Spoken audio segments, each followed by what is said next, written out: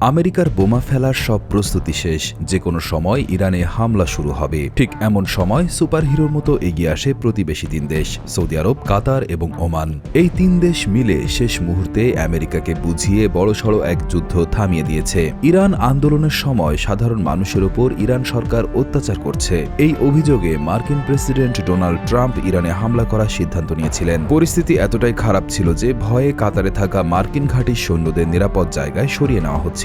Saudi আরবের এক বড় কর্মকর্তা জানিয়েছেন, তারা সারা রাত না ঘুমিয়ে আমেরিকার সাথে কথা বলেছেন, তারা ট্রাম্পকে বুঝিয়েছেন। সৌদি কর্মকর্তা বলেন, আমরা ওয়াশিংটনকে বলেছি ইরানে হামলা হলে পুরো অঞ্চলে ভয়াবহ পাল্টা আঘাতের পথ খুলে যাবে। এই অঞ্চলে আরও বোমা ফাটা রোধ করতে আমাদের একটি নির্ঘুম রাত কাটাতে হয়েছে। শুধু আমেরিকাকে থামানোই নয়, এই তিন দেশ ইরানকেও কড়া কথা শুনিয়ে দিয়েছে। তারা বলেছে, খবরদার, আমেরিকার ওপর রাগ করে আমাদের দেশে থাকা মার্কিন ঘাঁটিতে কোনো হামলা চালানো হবে না। হামলা চালানো হলে আমাদের সম্পর্ক নষ্ট হয়ে যাবে। তিন দেশের এই দৌড়ঝাঁপে কাজ হয়েছে। ট্রাম্প কিছুটা শান্ত হয়েছেন। তিনি খবর পেয়েছেন ইরানে আপাতত আন্দোলনকারীদের মৃত্যুদণ্ড দেওয়া হবে না, তাই যুদ্ধের কালো মেঘ আপাতত কেটে গেছে। তিন দেশের এই কূটনৈতিক বুদ্ধির কারণেই বড়সড় এক যুদ্ধের হাত থেকে রক্ষা পেয়েছে বিশ্ব।